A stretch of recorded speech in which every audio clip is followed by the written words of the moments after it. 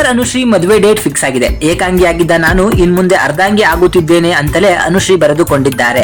ಅದು ತಮ್ಮ ಮದುವೆ ಆಮಂತ್ರಣ ಪತ್ರಿಕೆಯಲ್ಲೇ ಇದೆ. ಇದರೊಟ್ಟಿಗೆ ಮದುವೆ ಯಾವ ಡೇಟ್ಗೆ ಆಗುತ್ತಿದೆ, ಯಾವ ಜಾಗದಲ್ಲಿ ಆಗುತ್ತಿದೆ, ಹಾಗೇನೆ ಯಾವ ದಿನ ವಿವಾಹ ಇರುತ್ತದೆ ಅನ್ನೋ ವಿವರವೂ ಈ ಒಂದು ಮದುವೆ ಆಮಂತ್ರಣ ಪತ್ರಿಕೆಯಲ್ಲಿ ಇದೆ. ಹಾಗೇನೆ ಈ ಆಮಂತ್ರಣ ಪತ್ರಿಕೆ ಸಿಂಪಲ್ ಆಗಿಯೇ ಇದೆ. ಅಂದು ಏಕಾಂಗಿ, ಇಂದು ಅರ್ಧಾಂಗಿ. ಅನುಶ್ರೀ ಮದುವೆ ಆಮಂತ್ರಣ ಪತ್ರಿಕೆ ಸಿಂಪಲ್ ಆಗಿದೆ.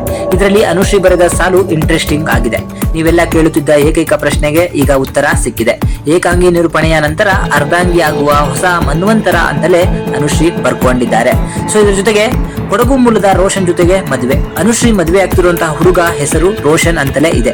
ಕೊಡಗು ಮೂಲದ ರಾಮಮೂರ್ತಿ ಅವರ ಪುತ್ರ ರೋಷನ್ ಜೊತೆಗೆ ಅನುಶ್ರೀ ಮದುವೆ ಆಗುತ್ತಿದ್ದಾರೆ. ಆಗಸ್ಟ್ 28ರಂದು ಅನುಶ್ರೀ ಮತ್ತು ರೋಷನ್ ದಾಂಪತ್ಯ ಜೀವನಕ್ಕೆ ಕಾಲಿಡ್ತಿದ್ದಾರೆ. ಬೆಂಗಳೂರಿನ ಹೊರವಲಯದಲ್ಲಿಯೇ ಈ ಜೋಡಿ ಮದುವೆ ಆಗ್ತಾ ಇದ್ದಾರೆ. ಅನುಶ್ರೀ ಮದುವೆ ಆಗ್ತಿರೋದು ಎಲ್ಲಿ? ಅನುಶ್ರೀ ಮತ್ತು ರೋಷನ್ ಮದುವೆ ಬೆಂಗಳೂರಿನ ಕಗ್ಲಿಪುರದ ತಿಟ್ಟಹಳ್ಳಿಯಲ್ಲಿ ಆಗುತ್ತಿದೆ. ಇಲ್ಲಿ ಸಂಭ್ರಮ ಬೈ ಸ್ವಾಲೇಸ್ ಸ್ಟುಡಿಯೋ ಅಂತ ಇದೆ. ಇಲ್ಲಿ ಅನುಶ್ರೀ ಹಾಗೂ ರೋಷನ್ ದಾಂಪತ್ಯ ಜೀವನಕ್ಕೆ ಕಾಲಿಡ್ತಿದ್ದಾರೆ. ಮುಹೂರ್ತದ ಸಮಯ ಏನು? ಅನುಶ್ರೀ ಮತ್ತು ರೋಷನ್ 28/8/2025 ಗುರುವಾರ ಬೆಳಿಗ್ಗೆ 10:56 ಶುಭ ಮುಹೂರ್ತದಲ್ಲಿಯೇ ದಾಂಪತ್ಯ ಜೀವನಕ್ಕೆ ಕಾಲಿಡ್ತಿದ್ದಾರೆ. ಇನ್ವಿಟೇಷನ್ ತುಂಬಾನೇ ಸಿಂಪಲ್. ಅನುಶ್ರೀ ಹಾಗೂ ರೋಷನ್ ಮದುವೆ ಇನ್ವಿಟೇಷನ್ ಸಿಂಪಲ್ ಆಗಿದೆ.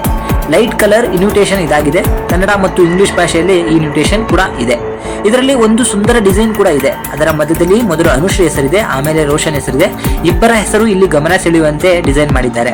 ಅನುಶ್ರೀ ಮದುವೆ ಸುದ್ದಿ ಒಂದಲ್ಲ ಎರಡಲ್ಲ. ಅನುಶ್ರೀ ಯಾವಾಗ ಮದುವೆ ಆಗ್ತಾರೆ, ಇವರು ಮದುವೆ ಆಗೋ ಹುಡುಗ ಯಾರು, ಈ ಕುತೂಹಲ ಇದ್ದೇ ಇತ್ತು. ಯೂಟ್ಯೂಬ್ಗಳಲ್ಲಿ ಇದರ ಮದುವೆ ಸುದ್ದಿ ಬರ್ತಾನೆ ಇರ್ತಾ ಇತ್ತು. ಸೋಷಿಯಲ್ ಮೀಡಿಯಾದಲ್ಲೂ ವೈರಲ್ ಆಗ್ತಾ ಇದ್ವು. ಆದ್ರೆ ಕೊನೆಗೂ ಇದೀಗ ಒಂದು ಪ್ರಶ್ನೆಗೆ ಉತ್ತರ ಸಿಕ್ಕಿದೆ.